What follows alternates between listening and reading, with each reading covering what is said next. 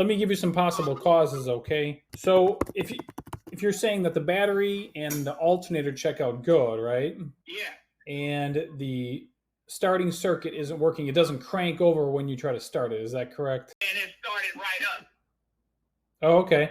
Well, if it starts when they put a charger, they provided power to the battery, then it would be something related to the battery. So usually this is a bad battery. Well, this would suggest you got bad cables or connections. You got a bad connection at the battery.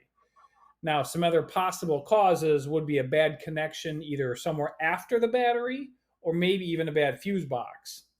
Okay, well, this thing is still on a warranty. That's correct. So what I would do if it happens again is I'll take it to the dealership. I think that'd be a good idea. Have them to take a look at it. That's correct.